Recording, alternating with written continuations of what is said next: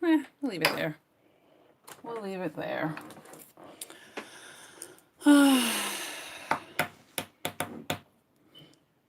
Mm-hmm.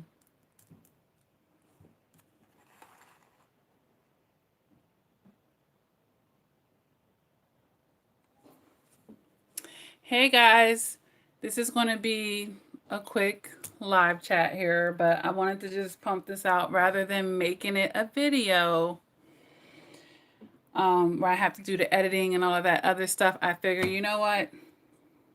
Let me just go live, right? It's quicker. Hey, Connie. Hey, from California. All right, so you guys see the title of the live chat. 3 things. I hope I didn't put 5 because it's going to be 3. 3 things you can do to have better relationships. Yeah. Yeah. They're pretty predictable. Hey, Tarsha. All right, so let's go to the first thing on my list, guys. The first things that survivors can do to have a better relationship. And for those of you coming into the live chat, be sure to hit that like button. Hey, Gay Stud. The first thing is to become a better receiver. Become a better receiver, guys. I have met a lot of survivors and they are horrible at being receivers. They're horrible at asking for help. They're horrible at accepting the help. You know, you're not Superman. You're not Superwoman. Rome wasn't built in a day. Teamwork can make the dream work. Sometimes it does take a village. And it's more intelligent. Why do more work than you have to? And I understand from the point of view of every time I've been vulnerable. Why do you have to be vulnerable if you accept help? Why do you have to be vulnerable if you're on a receiving end of something? It doesn't make you vulnerable. That's a mentality that's attached to it, a toxic mentality that, you know, makes the survivor a sacrificial lamb all too often. It makes us carry our weight more than we need to all too often. And we're definitely then given more than we receive all too often. All right. So we have to become better receivers. I mean, that's what life is about. I mean, if you don't receive, you're being depleted at that point. You're not allowing, you know, for other people to put back into you. All right. So that's very important. Life is a give and take. So it's okay to receive, guys. It's okay. It is okay to receive. So that is the first thing on my list. Become a better receiver. You don't have to be embarrassed about it. It doesn't mean that now I have to give something back because I received something. Why can't you just receive sometimes? Sometimes people just receive from you. You know, it's like it's a mentality. It's really a mentality around it. So let's become better receivers.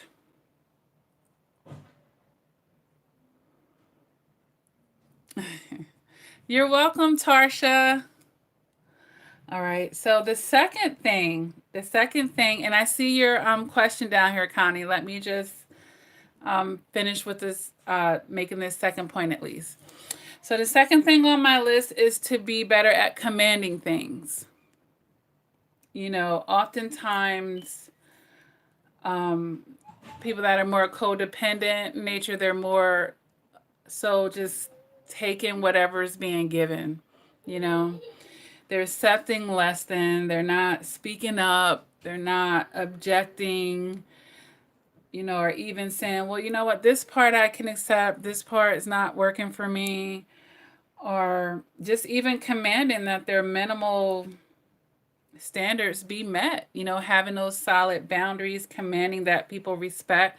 And there is a difference between command and demand. So learn how to command things, you know, and either the person will be willing to respect you, be willing to go along with that or they won't, and be okay if they're not willing to go along with it. So be better at commanding and don't take that in a negative light, because I think there's another negative mentality about that. Oh, I'm being a bossy bitch, or I'm being unlikable, and other type of negative thoughts that we have. But we have to get to a point where who cares if they like it, right? The people that are meant for you are going to like it.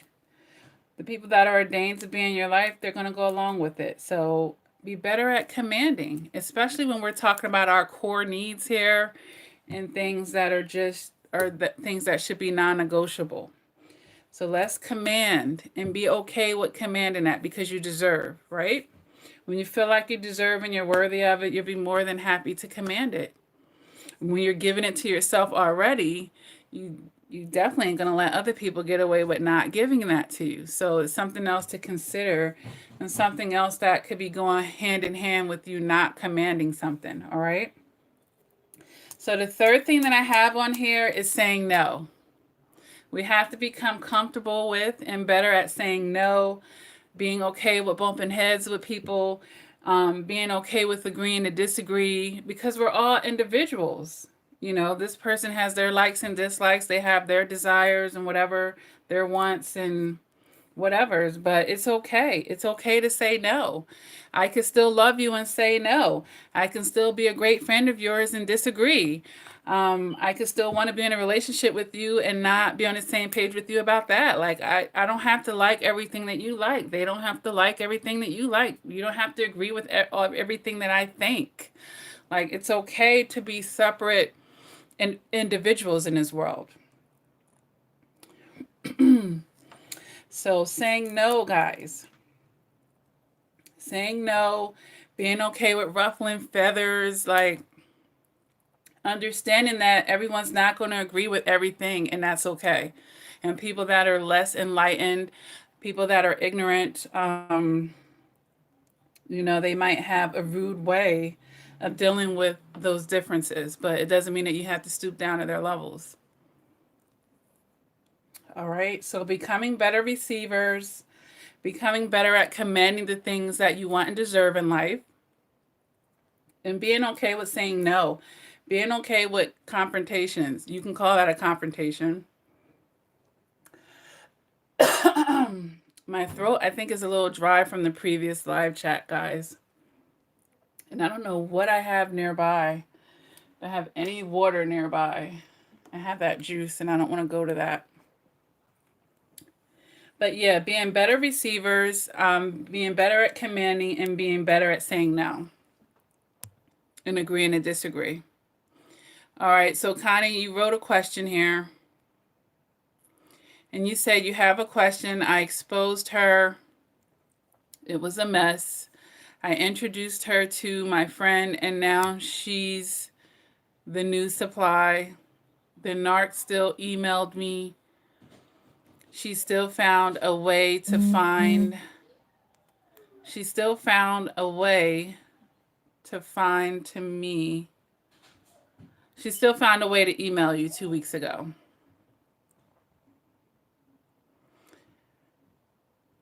You think she's still going to contact me after I told all of our friends that she's still emailing me after I blocked her? I made a comment to whoever accepts and tolerate this kind of behavior is a doormat.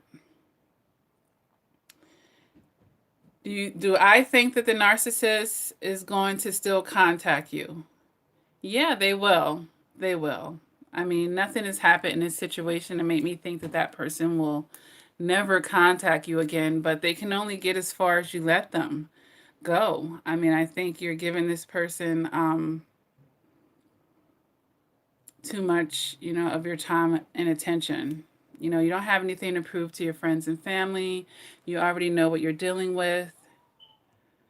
It's time to really detach and not further the messiness, not further your involvement with this person. Okay. Hey, T. Johnson. Hey, Tracy. Thanks, Gay Stud. All right. So, this isn't a long live chat, guys. I just wanted to put this out. If I had made a video, it would probably be about this length. But sometimes I may lean on these live chats because it makes my life a whole lot, it makes things a lot simpler. I don't have to edit and all this stuff. So let's become better receivers, all right? Doesn't make you a gold digger. People have all these fancy terms for things. I mean, you deserve the best. You give yourself the best. You deserve it from others. You give a lot out into the world. It's okay for it to come back to you. So let's get better, guys. Let's get better. It doesn't make you weak. It doesn't make you needy. It doesn't have to make you vulnerable to receive. All right. And like I said, commanding. There's nothing wrong with saying, I deserve to have this, this, that. And this is what I accept. This is what I don't accept. That's just commanding it.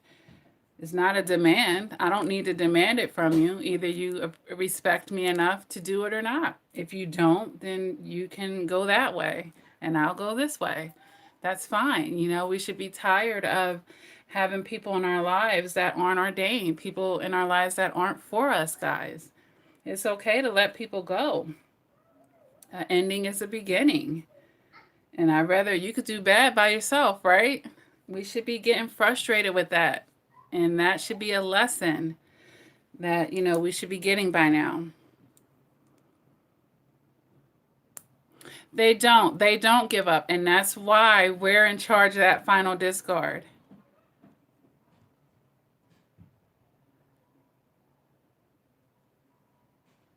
Yeah, Connie, it's time to detach, like fully detach.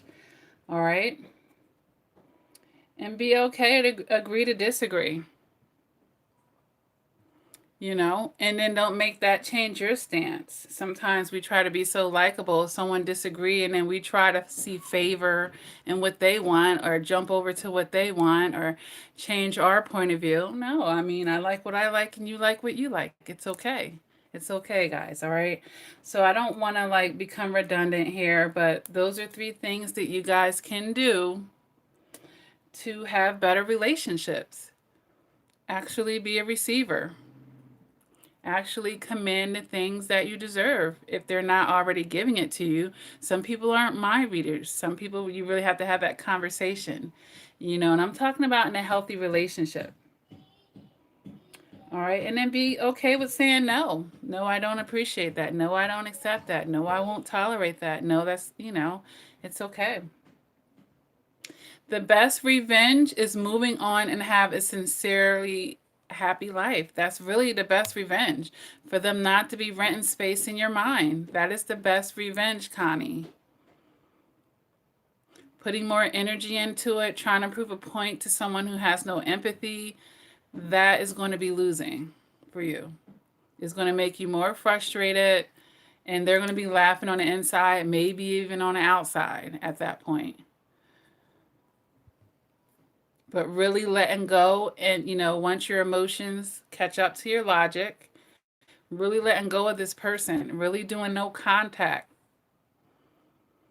getting caught up in yourself, and letting go of what, their drama, whatever's going on with them. All right. All right, guys. I see everyone coming in. Make sure you hit the like button for this if you think these are good ideas. If you're new to the channel, definitely hit the subscribe button and the bells. I do upload videos on a regular basis.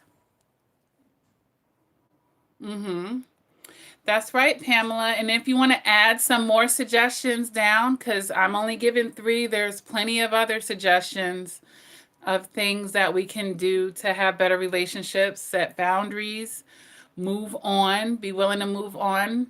If it doesn't work out, make sure you're moved on from, your ex narcissist or whoever, and practice self-care.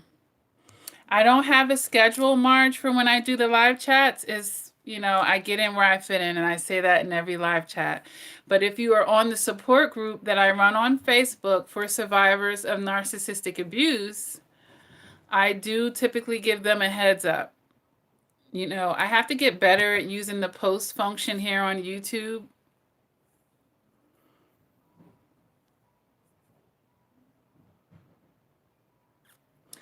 Hey Tarsha, I made a whole video that talks about that topic, and I say do not disclose that you've had narcissistic abuse to people that you're dating. My advice is that you don't. It's none of their business. You know, you've done the work, you've done the shadow work, and you're not even that person anymore. And a lot of people who are toxic and who are abusive, they want to hear that stuff to try to exploit you for it. I mean, it could be a test to see if they try to exploit you for it, but I don't recommend it for someone that's not like far removed and far healed from that. But there's other ways to test them for toxicity than to use your personal, intimate, devastating experiences. Okay?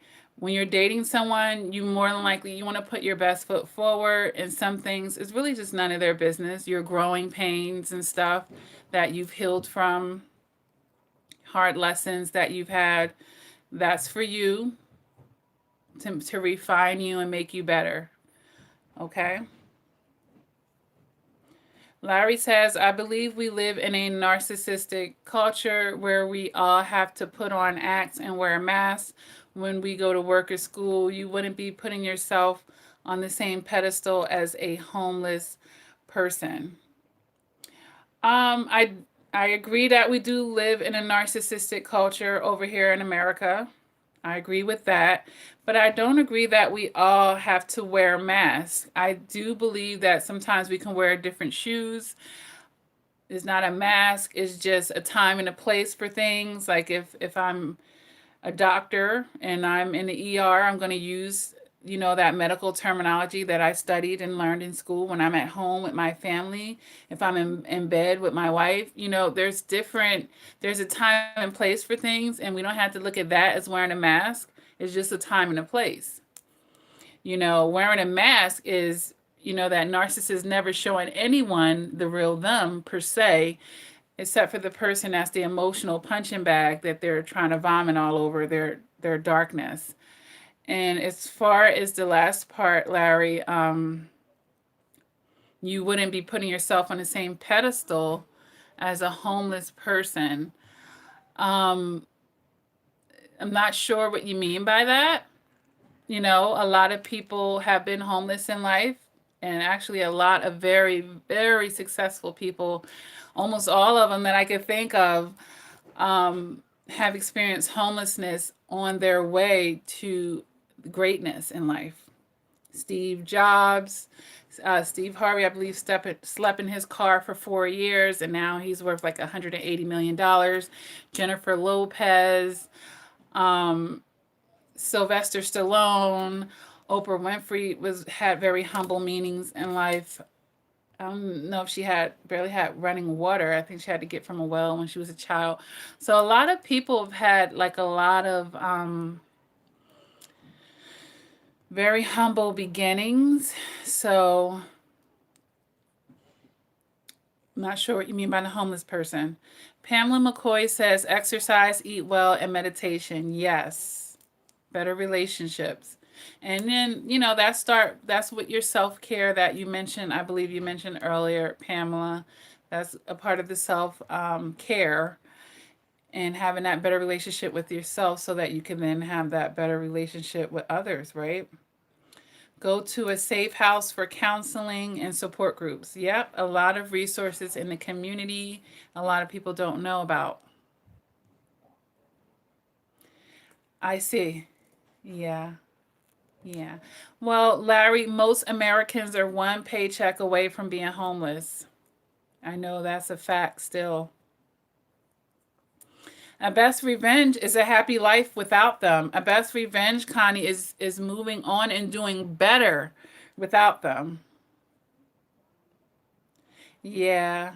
And some misfortune, some misfortunes.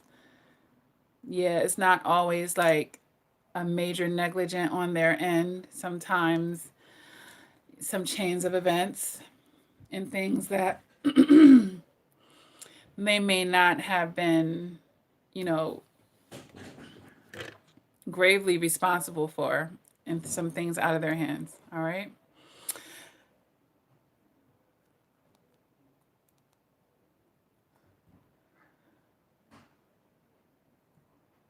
Oh, okay. No, I don't think everybody does, Larry. What do they feel when they see us successful? They feel hate. They become your haters eventually, Connie. They become your haters. So that's what they're feeling. They're not like happy for you. That's for sure. They become your haters. Philip, the live chat was about 3 things that we could do to have better relationships. All right. And we went over those 3 things: become better receivers, command the things that you want, deserve, and desire, and be comfortable with saying no, comfortable with bumping head, be comfortable with agreeing to disagree. You can go back earlier in the chat to hear those part of it, okay? Mm-hmm. You're welcome, Connie. All right, guys. So I'm going to end this live chat.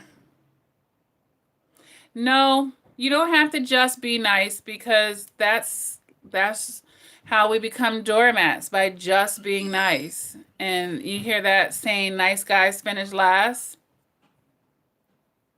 Yeah, nice guys do finish last a lot of times, because nice guys get walked all over because they're too nice. They're not speaking up. They don't have boundaries a lot of times. They're just trying to be too darn likable. So no, you don't have to be nice. You don't have to be nice. You know. All right, guys. So I'm going to go ahead and end this. I do offer one-on-one coaching for those of you who would like to get coaching sessions with me personally. I do have the support group over on Facebook, guys. I've written 4 books to help you out. I highly recommend those books, especially if you're fresh in a breakup. Do X Factor Volume 2. If you're a little bit more further into your contact, do X Factor Volume 1 if you are fresh off of a discard or about to go into one. If you've been no contact for a little while, do X Factor Volume 2. And then there's The Beauty of the Eye if you're doing your shadow work on yourself, and Silent Tears if you've experienced sexual abuse, guys. All right. And everything else I do, it'll be down in the description of this video, and it's already in the description of the other videos if you want to take a look at that. The Patreon monthly membership is a great way to get access to me and to support the channel. Other ways to support the channel is always like the videos, including liking the live chats. It pushes out the content in YouTube land. And we know this channel is up and coming and growing, and keep it growing. We need more likes, we need more comments, we need more shares. It helps to expose the channel, guys. All right. With that being said, never give up on yourself. And just, get stronger in your skin, guys. If the whole world was against you, you need to love yourself. That's where you want to get. All right. That's where you want to get. That's right, Pamela. And God bless you too. All right. Never give up on yourself, guys. Keep doing the work. Be okay with being alone and tell. Enjoy your own company. I know I learned to. It's okay. All right. And until next time, guys, please take care.